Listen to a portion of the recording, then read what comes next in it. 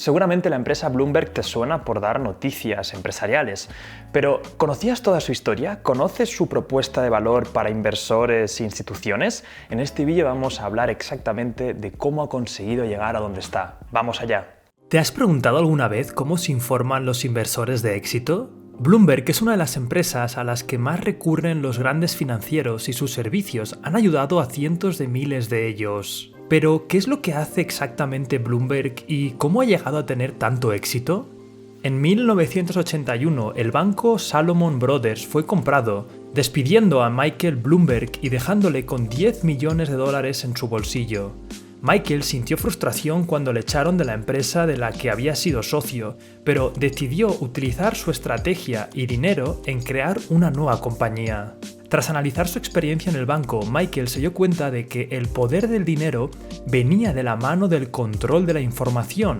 Teorizó que Wall Street y la comunidad de financieros estarían dispuestos a pagar por información de calidad relativa a negocios, traída de manera rápida y visual. Fue así como Michael empezó a crear un software con el que los profesionales pudieran analizar a tiempo real los mercados financieros y además hacer transacciones. La empresa al principio se llamó Innovate Market Systems y poco después pasaría a llamarse Bloomberg LP. El paquete de software que Bloomberg había creado tomaba información pública disponible para todos, pero la filtraba y organizaba en distintas bases de datos. El software proveía de un buscador con el que fácilmente se podía acceder a la información y servía como una especie de Google para datos financieros. Y es que conforme va pasando el tiempo, más información está disponible, pero esto también implica que los datos que buscamos serán más difíciles de encontrar. Es por ello que servicios como los de Bloomberg se hacen cada vez más valiosos, ya que ayudan a separar la información basura de la verdaderamente buena. Y si a esto le sumamos la capacidad de proyectar la información de forma gráfica, el software parecía indispensable para cualquier financiero. Pero cuando Michael lanzó su empresa, ya había otras compañías mucho más grandes en el mismo sector, que rápidamente podrían haber copiado su idea. Sin embargo, no lo hicieron a tiempo. Todos recordamos cuando Facebook copió la funcionalidad de los stories en Instagram para evitar que Snapchat le superase. Pero lo habitual no es que suceda esto. Cuando una startup empieza, tiene una capacidad de cambiar y adaptarse muy rápida, algo que las empresas grandes carecen. Estos gigantes suelen ser muy lentos ya que están llenos de burocracia y la información nueva no suele llegar a tiempo a los directivos. Y en el caso de que llegue, estos prefieren muchas veces seguir con la fórmula actual que les ha llevado al éxito y les ha asegurado su puesto de trabajo, aun a riesgo de transformar la empresa en la que trabajan en los próximos Nokia o Kodak. Bloomberg fue creciendo con los años y el software que habían creado estaba cogiendo una gran aceptación en el mercado.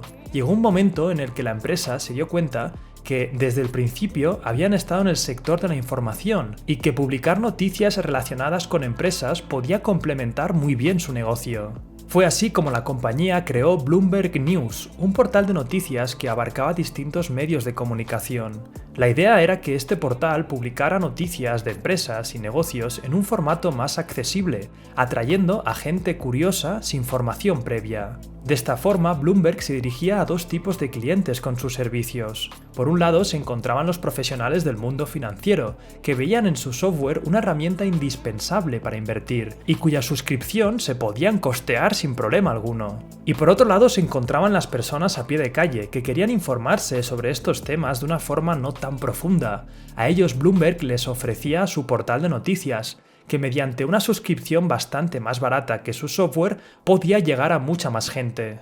De esta forma, Bloomberg atraía a todas las personas interesadas en el mundo financiero y elevaba poco a poco a las personas que se habían acercado por curiosidad. Bloomberg sabía que muchos se quedarían solo con sus noticias, pero otros querrían dar el salto al mundo de la inversión y también comprarían su software, por lo que la estrategia a largo plazo cobraba muchísimo sentido. Michael veía que la empresa que había creado marchaba bien y en 2001 dejó el puesto de director ejecutivo para perseguir su carrera política. Fueron 12 años los que estuvo ejerciendo como alcalde de Nueva York y al dejar el puesto volvió de nuevo a Bloomberg. Michael se encontró con que el negocio de Bloomberg News llevaba años perdiendo dinero y empezó a trabajar para hacerlo crecer. El equipo empezó a organizarse de mejor forma y el portal de noticias empezó a llegar a mucha más gente. Bloomberg ya no solo hablaría sobre el mundo financiero, sino que también se abriría al mundo de la política. De hecho, Bloomberg News es una de las principales razones por las que aún en 2018 la empresa permanece privada, con el 88% de sus acciones en manos de Michael. Bloomberg es una empresa dedicada a la información que da noticias sobre política y empresa que influye en los mercados. Si la empresa estuviera en bolsa y hubiera varios grandes accionistas, podrían darse conflictos de interés respecto a la información publicada, y esto a largo plazo destrozaría su modelo de negocio. Sin embargo, esto no ha evitado que varios críticos desconfiaran de la información que Bloomberg News publicara, debido especialmente al bagaje político de su fundador. De hecho, las críticas sobre la veracidad de la información se han agravado últimamente, especialmente desde que Michael empezara a preparar su candidatura como presidente de los Estados Unidos para 2020. Michael es consciente de esto y en una entrevista de radio reconoció estar pensando en vender Bloomberg. Sabe que con sus casi 80 años de edad ya es bastante mayor y es algo que tendrá que hacer antes de morir. Sin embargo, esto solo lo hará si acaba teniendo éxito en su candidatura como presidente a los Estados Unidos y tras enfrentarse a la difícil tarea de encontrar un comprador adecuado. Sin lugar a dudas, Bloomberg ha sido una empresa que ha potenciado a todo el sector financiero. Con su software y su portal de noticias ha llegado a todo tipo de personas y a pesar de su futuro incierto, parece que seguirá llegando a mucha más. Ahora vamos como siempre a hablar de las lecciones principales. La número 1 es que conozcas a tu cliente ideal. Bloomberg cobra unos $25.000 al año por su servicio más barato.